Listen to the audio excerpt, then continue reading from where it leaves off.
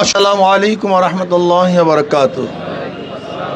नहमदु व नसल्ली अला रसूलिहिल करीम अम्मा बाद फ़अऊज़ु बिल्लाहि मिनश शैतानिर रजीम बिस्मिल्लाहिर रहमानिर रहीम इन्नल्लाहा ला युग़य्यिरु मा बिक़ौमिन हत्ता युग़य्यिरु मा बिअनफुसिहिम सदक़ल्लाहुल अलियुल अज़ीम। সবাই পড়ি সাল্লাল্লাহু আলাইহি ওয়াসাল্লাম। ইসলামী আন্দোলন কর্তৃক আয়োজিত আজকে কর্মী সম্মেলনের সম্মানিত সভাপতি শ্রদ্ধাভাজন ওলামায়ে কেরাম, সর্বস্তরের জনগণ ভাইয়েরা আমার, ইসলামী আন্দোলন বাংলাদেশ কি চায়? বাংলাদেশ ইসলাম হুকুমাত কায়েম করতে চায়। ইসলাম হুকুমাত কায়েম করলে কি হবে? সাম্য, মানবিক মর্যাদা, সামাজিক ন্যায় বিচার প্রতিষ্ঠিত হবে। সাম্য, সবাই সমান। মুসলমান, হিন্দু, বৌদ্ধ, খ্রিস্টান, ধনী গরিব, ঋষি, কামার, মজদুর, শ্রমিক সবার অধিকার সমান থাকবে। বাংলাদেশের নাগরিক। কোথার নাগরিক? একজন বড় লোকের যে অধিকার, গরিবের একই অধিকার। একজন শ্রমিকের যে অধিকার, মালিকের একই অধিকার। একজন মুসলমান যে অধিকার, একজন হিন্দুরও নাগরিক হিসাবে একই অধিকার। সাম্য, মানবিক মর্যাদা প্রতিষ্ঠিত হবে। মানবিক মর্যাদা। আশরাফুল মাখলুকাত। আজকে কুকুরকে আমরা কোলে নিয়ে ছবি তুলি, ভুল বললাম? আজকে কুকুরকে ছবি তুলি, নিজের হাতে খাইয়ে দেই। আজকে কুকুরকে আমরা কোলে নেই, আদর করি। আজকে বিড়ালকে কোলে নেই, বিড়ালকে কোলে নিয়ে ছবি তুলতে আনন্দিত হই। লেকিন আশরাফুল মাখলুকাত, একজন নাপিতের কাঁধের উপরে হাত দিয়ে ছবি তুলতে আমরা পারি না।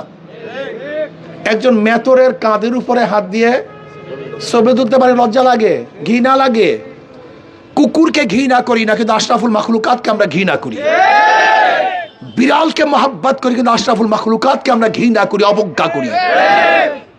এটা হবে না। মানবিক মর্যাদা প্রদান করতে হবে। মানবিক মর্যাদা প্রদান করতে হবে। সে যে হোক না কেন, সে মেথর হোক, কামার হোক, ঋষি হোক, কুলি হোক, মজদুর হোক, নাপিত হোক, সে একজন মানুষ। সে একজন কি? সর্বশ্রেষ্ঠ জীব। সর্বশ্রেষ্ঠ জীব, তাকে সম্মান করতে হবে, মানবিক মর্যাদা প্রদান করতে হবে,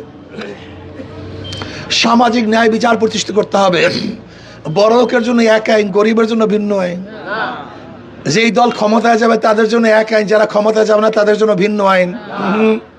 এ চলবে না, এইটা চলবে না। সবার জন্য এক আইন চলবে। মালিকের জন্য যে আইন, শ্রমিকের জন্য একই আইন।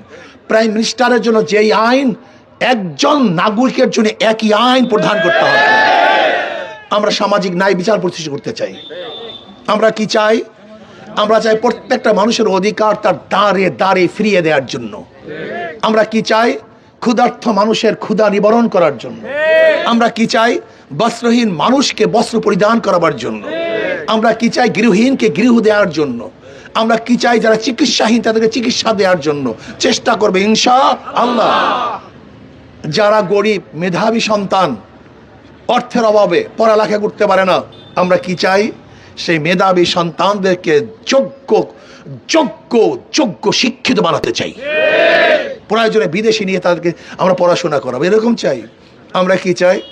সমাজের মধ্যে সবাই ভালো থাকতে চাই। কেউ থাকবে, কেউ থাকবে না, কেউ পালাবে আর কেউ ঘরে থাকবে, এইটা চাই না। আমরা কি চাই? যে যে দল করুক না কেন, যদি অন্যায় না করে, তার থাকার অধিকার আছে কি নাই? বসবাস করার অধিকার আছে কি নাই? আমরা চাই সবাই সমভাবে বসবাস করব। কালকে না পরশু আমি কামারখালে গেলাম, অনেক শিক্ষিত মানুষের সাথে পরিচয়, দেখা, স্কুলের মাস্টার। আমি একটা প্রশ্ন করলাম, আচ্ছা বলেন তো মাস্টার সাহেব, আপনারা তো বলে শিক্ষিত সবাই, যে ব্যক্তি অঙ্ক জানে না সে কি অঙ্ক শিখাতে পারে? বলে না। যে ইংলিশ জানে না সে ইংলিশ শিখাতে পারে? বলে না। আমি বললাম যে আদর্শবান না সে কি আদর্শ প্রতিষ্ঠিত করতে পারে? কথা কয় না। যে চোরকে সে চোর মুক্ত দেশ করতে পারে? যে ধর্ষক সে ধর্ষণ মুক্ত দেশ করতে পারে? যে চাঁদাবাজ সে চাঁদাবাজ মুক্ত দেশ করতে পারে? যে জালেম সে জালেম মুক্ত দেশ করতে পারে? আপনাদের কি বিবেক নাই? বিবেক নাই, বিবেক শূন্য। 2 নম্বর জমিতে 1 নম্বর ফসল হয় না। 2 নম্বর উস্তাদের কাছে 1 নম্বর ছাত্র হয় না। 2 নম্বর গাছে 1 নম্বর ফল হয় না। 2 নম্বর নেতার কাছেও দেশ কোনোদিন 1 নম্বর হতে পারে। এক হতে পারে না।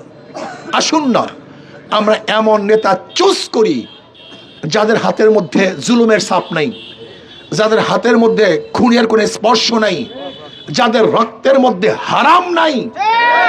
এরকম নেতা যদি নির্বাচন করতে পারেন তাহলে ইনশাআল্লাহ এ দেশটা ভালো হয়ে যাবে, এ দেশটা শান্তিময় হয়ে যাবে। আজকে ওসমান হাদিকে হত্যা করেছে ভারত, আজকে ওসমান হাদিকে ভারত হত্যা করেছে। ভারত ভেবেছে ওসমান হাদিকে হত্যা করলে তার আধিপত্যতা এখানে বিস্তার করতে পারবে। আমি ভারতকে বলবো, তুমি ওসমান হাদিকে হত্যা করো নাই, তুমি নিজে হত্যা হয়েছ।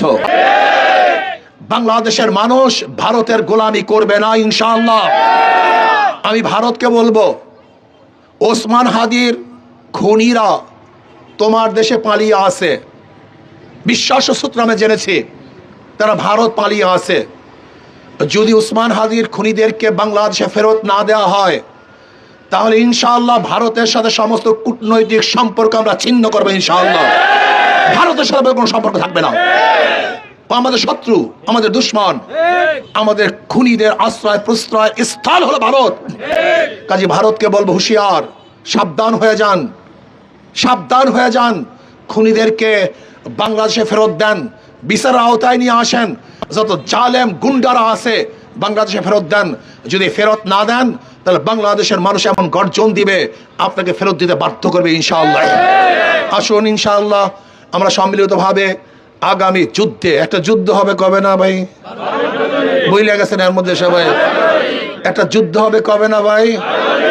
ওই যুদ্ধে কি হবে, কাদের বিরুদ্ধে যুদ্ধে? ইসলামের পক্ষে শক্তি, ইসলামের বিপক্ষে শক্তি। যুদ্ধ হবে কাদের সাথে? ইসলামের পক্ষে শক্তি, ইসলামের বিপক্ষে শক্তি। ভারতের পক্ষে শক্তি, ভারতের বিপক্ষে শক্তি। ইসলামের পক্ষে শক্তি বিজয় হবে না হারবে? জোরে বলেন। ভারতের পক্ষে শক্তি হারবে না বিজয় হবে ইনশাআল্লাহ। আসুন আমরা সম্মিলিতভাবে যার যা কিছু আছে, যার যা কিছু আছে, যার যা কিছু আছে, এই যুদ্ধে সব কিছু নিয়ে ঝাঁপিয়ে পড়তে হবে ইনশাআল্লাহ। আল্লাহ আমাকে আমাদের সবাইকে কবুল করে নেন।